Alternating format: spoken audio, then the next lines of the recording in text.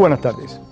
Gracias por estar con nosotros una vez más en esta programación en español de su canal 17. Les saluda Pedro Corzo, periodista de Radio Martí. Hoy vamos a hablar de un país muy próximo a todos nosotros, un país del cual hablamos en opiniones con mucha frecuencia. ¿Por qué? Porque no solo nos unen a ese país profundos y estrechos lazos históricos, sino también porque lamentablemente Venezuela, que es la nación a la que me refiero, en este momento está padeciendo un régimen muy parecido a la dictadura de los hermanos Castro en Cuba. Han sido y son en el presente dos fuertes aliados que algunos apuntan de que el fin del castrismo o el fin del chavismo repercutiría beneficiosamente en el país donde todavía sobreviviera uno de estos regímenes. Para abordar un tema tan escabroso, tan interesante y tan importante para venezolanos y cubanos, y por qué no, para América Latina en general, hemos invitado a una venezolana ligada por tradiciones a la democracia en su país, una venezolana que escribe con frecuencia, con valentía y desde la misma Venezuela. Me refiero a la analista política Thais Peñalver. Thais, gracias por estar acá. Bueno, gracias a ti, Pedro, sobre todo porque en Venezuela no tenemos la oportunidad de asistir a programas como esto, no existe. La censura obligada o la censura o la autocensura de los medios, los pocos que quedan, no permite que estos programas de opinión donde podamos expresarnos, decir lo que sentimos, denunciar, demandar abusos, los abusos del régimen, porque para mí eso no es un gobierno, los gobiernos gobiernan y gobiernan para bien de todos los ciudadanos. Ese régimen, te repito, no permite la libertad de expresión en Venezuela.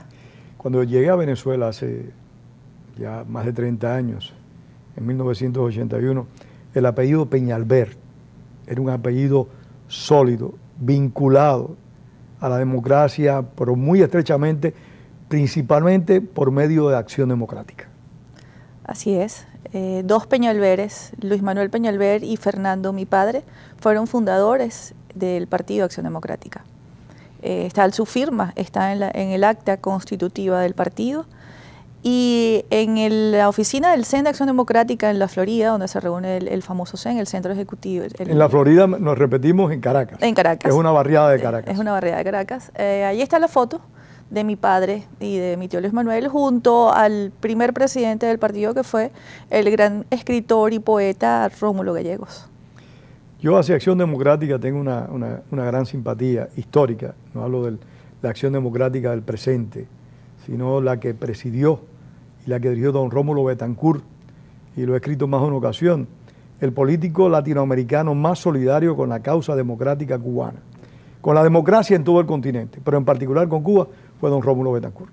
Así es. No solamente eso, Rómulo Betancourt siembra un partido de base amplia, un partido de masas como Acción Democrática, insuperable, insuperable aun cuando exista el PSUV se sostiene no como un partido político, sino como un partido de dinero, de preventas. Es una mafia que negocia el poder. Así es, así. Acción Democrática, bueno, fue desvirtuando su sentido original, pero a lo largo de las décadas, no lo hizo como este partido único. Hay que admitirlo, sí. Y esa es mi primera pregunta en el programa.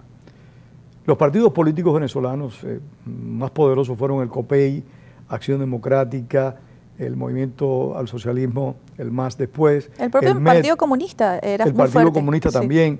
Pero Acción Democrática y COPEI, que eran las banderas de la democracia, como que se fueron descomponiendo con el tiempo, fueron perdiendo ciertas condiciones, cierto arraigo popular y cierta identificación con la población. Pedro, es que la política es pasión. La política, tú naces con eso en las venas.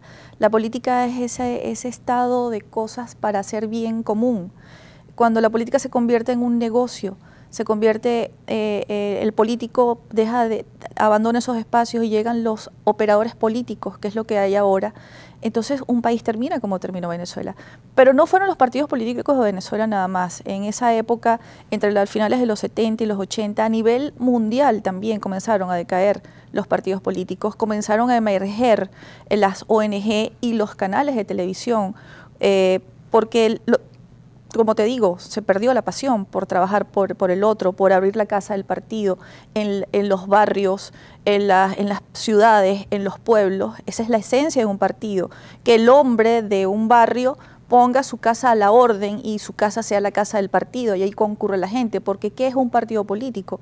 Un partido político es el espacio de participación política del ciudadano común. Abre sus puertas para que vengan los simpatizantes, los amigos y los inscritos. De eso se nutría ante los partidos políticos. Y sin partidos políticos no puede haber democracia. Por supuesto. Es imposible, porque ellos son quienes canalizan por medio de nuestro voto las políticas y diseñan y llevan los países y gobiernan. Los liderazgos en cierta medida, como tú bien dices, fueron transformándose de dirigentes políticos, de líderes políticos a funcionarios de partidos políticos. Y vemos cómo algunos apuntan de que hay muchos cantantes fabricados en laboratorios de audios y de sonidos, y aparentemente hay muchos políticos fabricados también en otro tipo de laboratorio, pero laboratorio en fin. Así es, eso ocurrió con el PSOE español. El PSOE español estaba en un proceso de reestructuración interna y tenía un símbolo, tenía una cara bonita. Bueno, para algunos así lo manejaban, que era Rodríguez Zapatero. No pensaba el PSOE en ningún momento ser gobierno por lo mal que estaban las encuestas en aquel momento, y iba a ganar el PP. Ocurren los eventos, los atentados, y bueno, por un error que no fue político, fue precisamente por no ser políticos, emerge un PSOE con un candidato que era más bien una prueba lo que estaban haciendo. Sí, un hombre que no era viable, no, sí, no podía manejar y dirigir el poder. Cuando los partidos políticos no forman sus cuadros, ¿qué es formar los cuadros, Pedro? Es que todo ese equipo que tienes allí tiene que formarse en los asuntos del Estado-Nación, en los asuntos de la economía del país, en los asuntos jurídicos. Es tan importante porque la parte jurídica es la que sostiene la separación de poderes en una nación. Tienes que formarlos para ser alcaldes, para ser concejales, van a manejar presupuestos millonarios. No puede llegar cualquiera a manejar presupuestos sin saber lo que va a hacer, sin saber sacar una cuenta. Entonces, eso es formar los cuadros, porque el día de mañana van a ser gobiernos. Cuando los partidos abandonan eso, Thais, ocurre lo que pasó en Venezuela. Ahí voy. Hay partidos políticos, al menos en gestación en estos momentos en Venezuela, considerando que algunos, por dejar un espacio abierto de los partidos tradicionales, han perdido toda vigencia y toda relación con el pueblo. Absolutamente. No lo hay. No lo hay. Entonces no hay esperanzas políticas en Venezuela organizadas, digamos así, con proyectos, con esquemas. Están emergiendo, fíjate cómo las cosas cuando nacen mal en el camino no pueden resolverse. En la Constitución de 1999, Hugo Chávez, porque se la hicieron a él, esa Constitución, dejando de lado la de 1961, que tú como bien sabes porque viviste en Venezuela, era una de las constituciones más modernas de Latinoamérica y del mundo, estaba blindada. Los legisladores conocían la historia reciente de Venezuela y sabían que la clase política venezolana, casi en su inmensa mayoría, permitió que fuera violado. Absolutamente, absolutamente. Clase política y el Poder Judicial.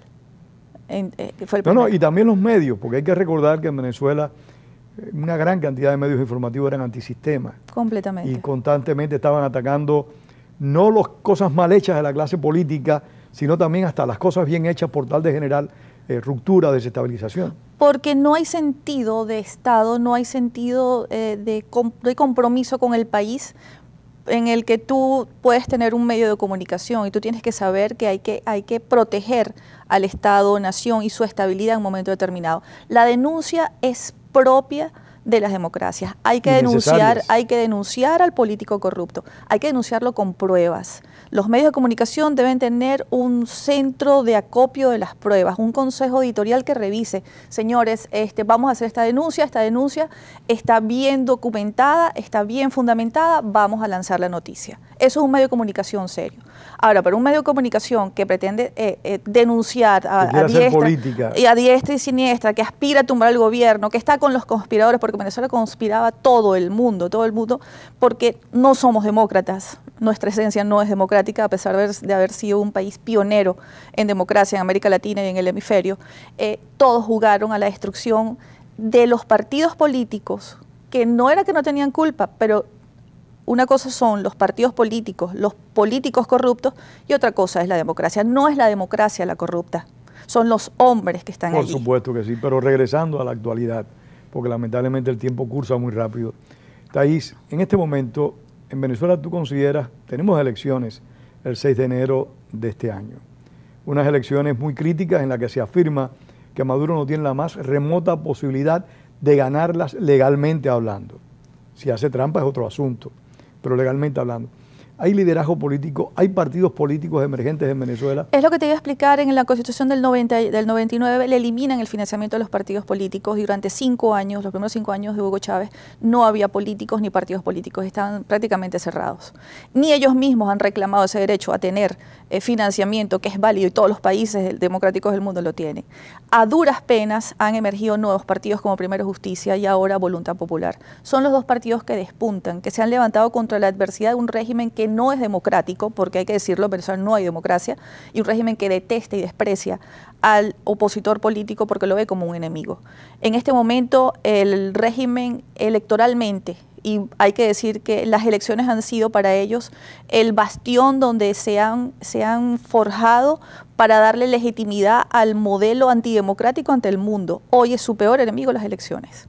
Hoy Nicolás Maduro no ganaría unas elecciones limpias, pero ni por golpes de suerte. Ellos saben que están perdidos y la carrera de aquí a las legislativas es una carrera de obstáculos tremendos que ya comenzó. Pero considerando el control de las instituciones que tiene el chavismo, ocupe la oposición Maduro o cualquier otra persona, hay un control real de las instituciones. Ahora mismo estamos viendo que han prohibido la participación electoral de varios dirigentes políticos, que han prohibido también el desarrollo de ciertas campañas, han limitado el uso de los medios, han impuesto cuotas, algo totalmente inconcebible, cuotas de género en las aspiraciones a las posiciones.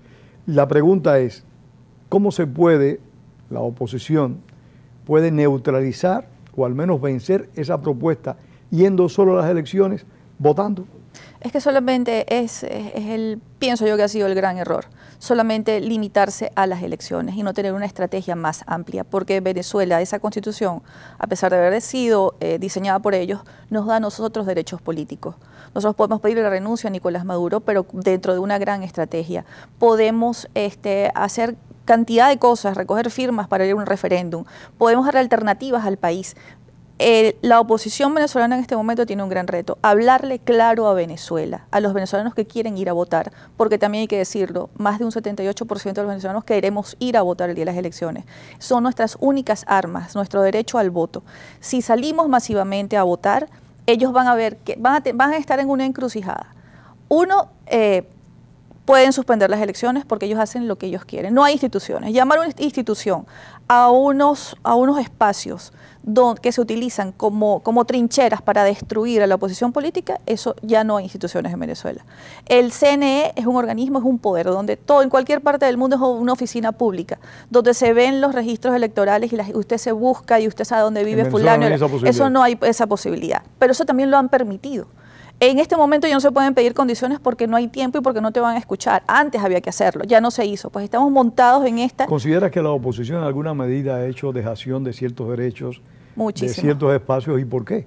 La verdad es que no lo sé. ¿Por qué? Porque los tenemos allí, porque tú pides la renuncia en Venezuela de Nicolás Maduro y la propia oposición te llama radical. Te dice esto no se puede hacer, y eso sí se puede hacer, porque eso es un derecho que tú tienes en la Constitución.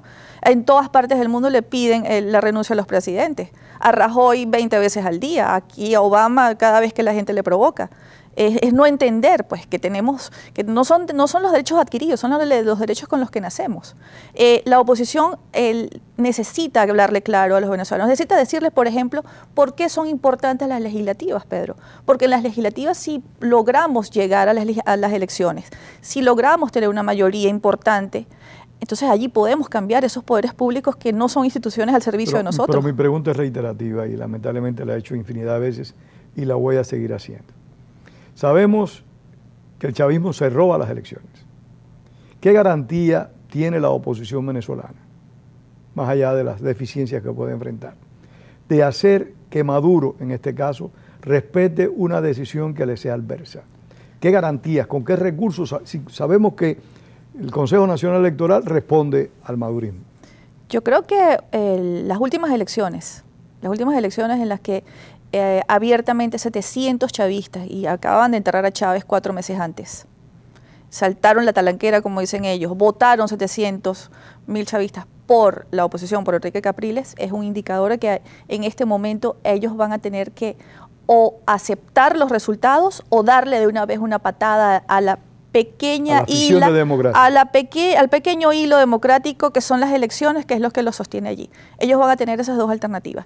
Y yo también espero que la oposición tenga una gran estrategia para reclamar esos votos esta vez, para defenderse en para defender a los diputados que vayan a ganar la Asamblea. En estos días me decía un venezolano muy querido por mí, decía: Pedro, el problema es que tenemos que estar, después que votemos, tenemos que estar en las urnas, en los lugares cuando se cuenten los votos. Tenemos que estar listos para reclamar el respeto a nuestros votos. No podemos irnos para la casa festinadamente porque esta gente son unos ladrones y si no cuidamos el voto nuestro, nos los pueden robar. ¿Compartes esa opinión? 100%, siempre lo he compartido. Como yo vengo de una familia democrática, yo nací y crecí en mesas electorales. Mi madre manejaba mesas electorales de más de 200 personas en cada elección y yo soy una demócrata irreductible. Hay que votar, hay que quedarse en las mesas, hay que tener los registros de quiénes son los que están en los carros electorales. De cara a las elecciones hay que luchar por la apertura del registro. No importa que no te escuchen, Pedro, pero tienes que dejar para la historia ese esfuerzo. Pedimos los registros electorales, pedimos todo, que se cumplan las leyes electorales, lo hemos pedido, lo hemos hecho y que eso quede allí. Yo creo que una avalancha de votos va a poner a este régimen contra la pared. Yo creo mucho en la Asamblea porque yo me formé en el Poder Legislativo y en la Asamblea una mayoría de opositores pueden cambiar el CNE, pueden cambiar el Poder Judicial, que es el que tiene a todos esos presos políticos y a toda esa gente perseguida, porque cuando tú hubieses imaginado... las leyes que ajustan el trabajo de la oposición de una manera discriminativa. Así es, ¿no? Cuando tú hubieses imaginado tú que venezolanos ibas a estar en el exilio como ahora? ¿A cuántos ves a diario? ¿Cuántos están en Miami, en Estados Unidos, en España? ¿Cuántos amigos míos me decían a mí que lo que pasó en Cuba no iba a pasar en Venezuela? ¿Y cuántos todavía no creen o no entienden el tamaño y la envergadura de lo que está en Venezuela? En Venezuela gobierna un hombre que cree en la Cuba de los años 70, que cree en ese modelo, que cree que una isla de 11 millones de personas se puede comparar con un país de 31 millones de personas. Y que aparte de eso no quiere ver el rotundo fracaso que ha sido la dictadura cubana en todos los aspectos humanos, económicos, social, ético. Cuba es un barco que lamentablemente está hundiéndose cada día más en un Senegal, en un tremendal terrible. Pero bueno, pues estos personajes llegan al poder transitando los caminos democráticos y luego no lo quieren soltar. Eso ha pasado en América Latina. Bueno, sí, ha pasado y muchas veces. Y muchas veces. Queda Colombia. Algunos demócratas que pretenden, aunque hayan hecho un buen gobierno, se creen divinos, se creen mesiánicos y no quieren dejar el poder por ningún asunto, reforman constituciones a su antojo y a su voluntad.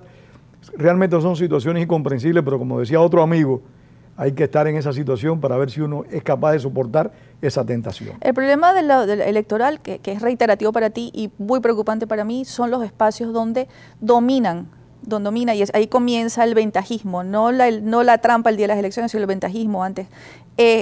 Donde colocan un colectivo, que son estos grupos armados pro gobierno, cerca de un centro electoral. Son los paramilitares del chavismo. Sí. Bueno, la Unión Europea los ha calificado en 2 oportunidades como grupos armados pro gobierno de Venezuela. O sea, ya el mundo está claro de que son armados por el gobierno, supuestamente para defender la revolución. Hay un gobernador chavista que dijo, bueno, si perdemos las elecciones la defendemos con plomo. Bueno, mira, ante eso hay que ir a votar. Cada ofrenda, ellos están buscando dividir a la oposición. Yo creo que la oposición, como es democrática, tienen sus divergencias y eso es lógico y es normal. Lo anormal es que todos pensaran igual. Por supuesto, pero hay algo interesante y es que esta semana se supo que la oposición va a ir en planchas, va a ir con candidatos comunes. O sea, se va a hacer un frente común al chavismo y eso es muy importante y es un paso, digamos, previo para los comicios del 6 de diciembre. Pero otra pregunta que para mí es relevante. ¿Consideras que la oposición, como consecuencia de lo acontecido el 11 y el 12 de abril del año de 2002, que la oposición no quiere correr el riesgo de enfrentar una crispación muy fuerte con el gobierno? ¿Considera que en la oposición hay un liderazgo que está buscando la conciliación más que la confrontación cívica? Sí, definitivamente, como son demócratas, pues convergen diferentes corrientes y que también quiero dejar claro que son lógicas. Unos apuestan por la conciliación antes de que ocurran las cosas. Otros son confrontacionales. Otros quieren estar permanentemente en la calle. Eso es absolutamente normal, que exista esa diversidad de pensamientos dentro de la oposición. Yo no sé si el día del 6 de diciembre, si ganamos las elecciones y estos señores asumen la misma actitud de las elecciones presidenciales, no sé si la oposición se comporte de la igual manera, porque ya hubo una fracción que el año pasado se llamó La Salida y ya vimos que ellos están dispuestos pues a defender con sus derechos, porque la salida no era otra cosa que salir a la calle, protestar. La protesta es un derecho legítimo de todo ciudadano. Aparte de eso, la 350, el capítulo 350 de la Constitución venezolana, aprueba a que el pueblo reclame sus derechos. Pues, claro, los ciudadanos no tienen armas. Todo el planeta entero, literalmente hablando, vio quiénes eran los que tenían las armas y quiénes mataron a los manifestantes. Estar en la calle no es tumbar a un gobierno. Reclamar no es tumbar un gobierno. Decir las cosas como son, llamarlas por su nombre, no es tumbar un gobierno. Yo no sé si ya la oposición pueda ir tan blindada a no hacer nada en este momento. Hoy es una herejía, como dice otro amigo mío. Venía para acá, hablaba con el doctor Santiago Cárdenas y le decía, el médico, a veces los extremos hacen falta. A veces hace falta personas que asuman posiciones extremistas porque obligan a los más condescendientes de un lado y del otro a ver con un sentido más real las reglas políticas. ¿Qué crees de eso? Que eso es absolutamente cierto. Debe ser así. Debe ser así. Tú y yo estamos vestidos diferentes, Pedro. Tenemos intereses comunes políticos, sociales, pero hay cosas en las que no podemos estar de acuerdo. Eso es así, eso es lógico. La MUT, que es la oposición política venezolana, es una coalición de partidos políticos. Los partidos políticos, cada uno tiene una ideología distinta, aun cuando en Venezuela no se identifiquen ni lo digan, pero es evidente que son distintos, tienen distintos colores. Tienen que tener diferentes formas de hacer política. Eso es absolutamente válido, lógico. Hay personas en Venezuela, porque no se los han explicado, que piensan que tiene que ser, la MUT es un partido político, la MUT es una entelequia que lo puede todo, que hay que pedirle permiso para ir a marchar, que la MUT es la suma de esos partidos. Pero hay un liderazgo de la MUT que cree que eso es cierto. Sí, sí, sí. Hay que recordar lo que pasó con Leopoldo López y Capriles Radonsky. O sea, hay una corriente en la MUT que cree que de verdad que toda la oposición, y eso lo he apreciado por los mismos cables informativos, que toda la oposición debe actuar a un solo paso y a un solo ritmo. Si estamos en eventos electorales, estoy de acuerdo que estén coordinados. Esa parte es lógica. Pero mientras no existan elecciones, cada quien tiene que catequizar y buscar sus votantes y su gente, y que sus partidos crezcan a su manera, a su modo. Y fíjate cómo no están tan equivocados, que cuando ves las fotografías del 14 de febrero del 2014, que es cuando convocan aquella marcha para acompañar a unos estudiantes que iban a entregar un documento. Que la marcha había sido convocada por los estudiantes. Así es, y sinceramente era apoyar a esos estudiantes. Así es. Yo estaba en esa marcha, mis hijos, los hijos de mis hijos, estudiantes, estaban entregando un documento por los atropellos y violaciones a los derechos humanos de estudiantes en la zona fronteriza de Venezuela, donde ya había comenzado el contrabando de extracción de alimentos y donde habían atropellado a 3 estudiantes que ya estaban presos. ¿Cuántas personas salimos ese día? Hay que ver la fotografía. Era miles y miles de personas. Sí. Entonces, miles de personas queríamos salir a la calle a protestar, solamente a protestar, porque tú sales, protestas y te regresas a tu casa y ya tú cumpliste. Pero estar en tu casa sentado, esperando que se caiga el país a pedazos, para luego recoger qué, para luego construir qué. Yo respeto esa forma de hacer política. Lo que no acepto es que cuestionen, critiquen y condenen a los que tienen otra forma de hacer política, porque además es válida, no es ilegal, no es ilegítima. Está dentro de los cánones del derecho, está dentro de los derechos universales de todo el mundo, salir a protestar. Entonces no pueden condenarlos. ¿Qué pasa con Capriles? Y es que hay que decirlo. No. Capriles y Leopoldo López antes fueron amigos. Capriles fue el líder por el que nosotros votamos. Ambos fueron de Primera Justicia. De su mismo partido, fundadores de Primera Justicia, de los orígenes de Primera Justicia cuando era una fundación, una ONG. En este momento están enfrentados. Son rivales políticos. Porque son rivales políticos y eso también es lógico. Y el día de mañana van a ser María Corina Machado, Leopoldo López y Capriles, 3 rivales políticos, además de primera categoría que vamos a tener en Venezuela. Hay que decirlo, Capriles fue el candidato que no ganó, que todos votamos por él. Bueno, pero ¿hasta dónde significa que Capriles por ese hecho sea el líder de toda la oposición? Porque él tenía también 2 opciones. Como tú bien dices, es el líder de la oposición electoral, pero no es el líder de la oposición política en ejercicio diario. Así es, así es. Capriles optó, y me parece muy bien, porque perdimos todas las gobernaciones el 8 de diciembre, perdimos todas las alcaldías, optó por llevársela, irse a su gobernación de Miranda, que ganó por muy poco margen. Y casi la pierde. Casi la pierde. Entonces, Capriles hoy es el gobernador del estado de Miranda. Leopoldo López es el dirigente de su partido político. María Corina Machado tiene su movimiento que tampoco la dejan inscribir su partido político. No se lo permiten, la rechazan cada vez que va con las firmas.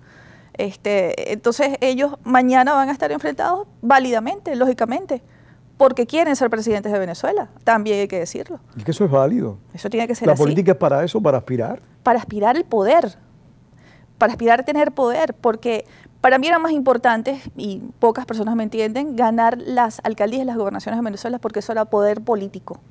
Sí, es un poder real, concreto. Así es. Eso se abandonó, perdimos estrepitosamente la abstención, que se está manejando en este momento también y que ojalá comiencen a hablarle claro a la gente y que entiendan que con la abstención Venezuela no gana. La Venezuela que nosotros queremos, la Venezuela libre, la Venezuela donde queremos instaurar una democracia mañana, no gana con abstencionismo. Yo entiendo a los abstencionistas porque están molestos, porque los invitaron a defender unas elecciones que hasta hoy muchos me dicen, mira, en realidad ganamos, no ganamos, ¿dónde están los números? También hay muchas dudas sobre eso, la actitud. Y bueno, mira, yo quisiera aprovechar este programa porque, te repito, en Venezuela no hay Aprovecho lo que te queda un minuto. Donde hablar, pues que es válido que pensamos distinto dentro de la oposición venezolana, es válido. Que haya discrepancia, tiene que haya que ser así, disidencia. tiene que ser así. El gran reto de los demócratas es que podamos sentarnos con la diversidad de pensamientos en una mesa y que todos podamos convencernos unos a los otros. Aparte de eso, ustedes dieron ese ejemplo en el año 1959. Y 58. Fueron capaces, hombres de la talla de Rómulo Betancourt, de Rafael Caldera, de Arturo Slapietri, de otro dirigente político venezolano, que lamentablemente se me olvida el nombre siempre, pero notable, en el año 58-59, tú te vas a acordar. Dieron el ejemplo de las diferencias, quedaron atrás y suscribieron acuerdos, el famoso pacto de punto fijo, para hacer viable un trabajo que ojalá los venezolanos puedan revivir. Que eso no es otra cosa que un pacto de gobernabilidad, Pedro, porque en países como los nuestros todo el mundo quiere gobernar y el pacto de la Moncloa, el pacto que hicieron en España, tiene sus orígenes en el pacto de punto fijo. Muchísimas gracias, Thais Peñalver, gracias por este programa tan interesante, gracias a ustedes por haber compartido con nosotros esta tarde y recuerden, como decía el apóstol José Martí, la palabra es para decir la verdad, no para encubrirla. Tengan todos muy buenas tardes.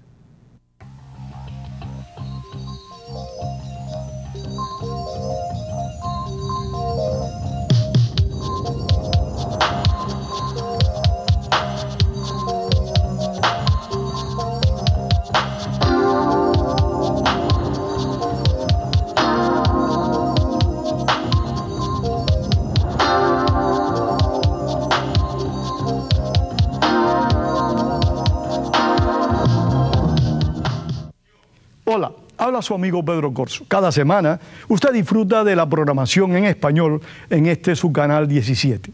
Esto no sería posible si no es por la ayuda financiera que usted le da a este canal 17.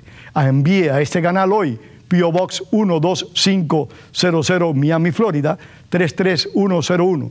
También se puede hacer en nuestro sitio web en wlrn.org. Muchísimas gracias. Yo no puedo donar